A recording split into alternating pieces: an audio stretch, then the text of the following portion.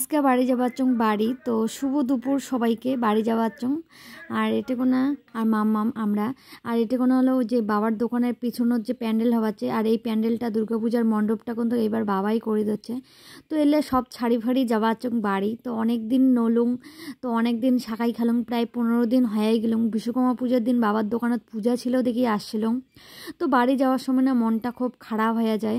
আসলে কি বাড়ি যাবারও ইচ্ছা করে না, কারণ নিবিক্ষার পাপা যেহেতু থাকে না ওর জন্য মনটাও চায় না বাড়ি যাওয়ার। আর যদিও নিবিক্ষার পাপা আবার সপ্তাহে শনিবার রোববার করে আসার চেষ্টা করে, কোনো দিন আইসে না, কোনো সময় আইসে, আবার মাঝখানে ছুটি থাকলে 3-4 দিন থাকিও যায়। যদি মুই বাবার বাড়ির থাকুন তো উনিও ওটে কোনায় থাকিয়ে 3-4 দিন আমার সাথে সময় কাটিয়ে চলে যায়।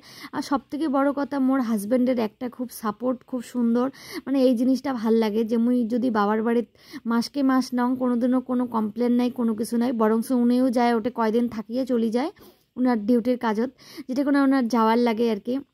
আর আজকে মার আর কি মোর মার তো পুরা মন খারাপ। আসলে কি মাকেও ছাড়িয়ে আসিবার মন যায় না, কারণ সারাদিন বাড়ির থাকলে তো সারাক্ষণ মাও বেটি হয়তো মানে খানিক কাজ নিয়ে ঝগড়া লাগে যায়। মা হয়তো মোক কয় যে খানিক তো ঘুম থেকে আগড়ি বাগড়ি উঠির পাস, চারটা কোনো দিন ভাত ঠান্দি দিয়ার পাস। আসলে হয় কি বাড়ি যায় না, ইচ্ছাই করে না।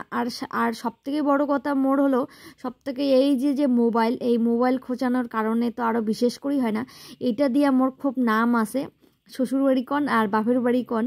মোবাইল খোঁচা নিয়ে, মানে মোবাইল খোঁচা বলতে না, মানে মোবাইল দেখা নিয়ে খুব নাম, মানে দুই বাড়িতে মুই কোনোদিনও এটা কিছু সত্যি জিনিস একসেপ্ট করতে মুই কোনোদিনও অস্বীকার করং না, কিন্তু সেটা সত্যি হওয়ার লাগবে।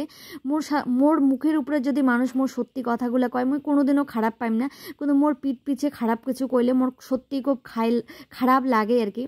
তবে দেখো গল্প করতে করতে চলে আসলাম বাড়ি, আর বাড়ির রাস্তা চলেই আসুম ভাটি বাড়ি চলে আসুম। যেহেতু আমার বাড়ি ভাটি বাড়ি, মানে শ্বশুর বাড়ি ভাটি বাড়ি, মোর বাড়ি ভাটি বাড়ি, তো শ্বশুর বাড়িটাই যেহেতু আলা মোর বাড়ি। আর এই দিঘির জলগুলো না আমার খুব ভালো লাগে রাস্তার পাশত। আর এতে কোনো একটা বট গাছ আছে, বট গাছ না সরি কি গাছ, হেলেনচা নাকি কিসের গাছ কয় সঠিকটা জানো না।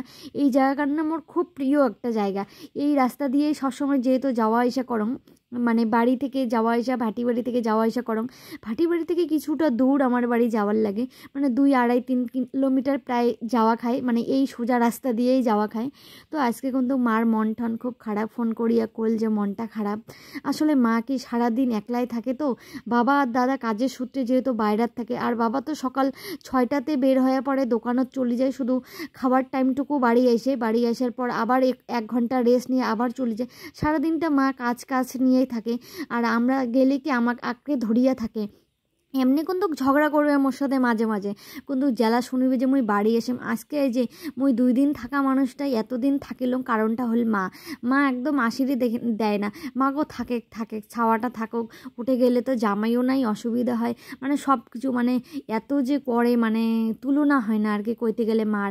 আর এতে বাড়ি আসিয়া যেহেতু 15 দিন আজকে প্রায় ছিলুম না বাড়ি আসিয়া সব ঘর গোছাগুছি করা শুরু করে দিলাম, ঘর ঝাড় দেওয়া শুরু করলাম।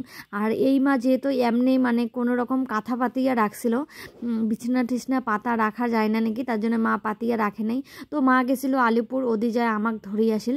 আমার যেহেতু নিয়ে আসার মানুষ ছিল না, তো দাদাও ব্যস্ত কয়েকদিন ধরেই, আর মা কলুং মা নিয়ে যাব। তো মাও কল ঠিক আছে তাহলে তোর শাশুড়ি যদি না আসে তাহলে আমরাই নিয়ে যাব। তো মা পরে নিয়ে আসিল, মানে শাশুড়ি মা যা নিয়ে আসিল, এই মা যা নিয়ে আসিল। আর এটা কোনো না এই ছোট ছোট পুতুলগুলো না মামের খুব প্রিয়। আর এটা কোনো সাইডে একটা বড় পুতুল আছে, এটা হলো মোর এক বেস্ট ফ্রেন্ড দিছিল, এককালীন মোর খুব প্রিয় বান্ধবী ছিল। কিন্তু প্রিয় বান্ধবীগুলাই একসময় হয়তো শত্রু হয়ে যায়, কাই জানে হয় নাকি, এমনটাই হয় হয়তো। কিন্তু যখন উনি মোক এই পুতুলটা দিছিল তখন হয়তো মোক ভালোবাসিয়ে পুতুলটা দিছিল, তার জন্য আমি ওটা সযত্ন করেই সুন্দর করে রাখি দিছো। তখন তো আর মনত এত কিছু ছিল না। তো আজকের ব্লগ কেমন লাগলো অবশ্যই কমেন্ট করে জানাবেন। চলো তাহলে।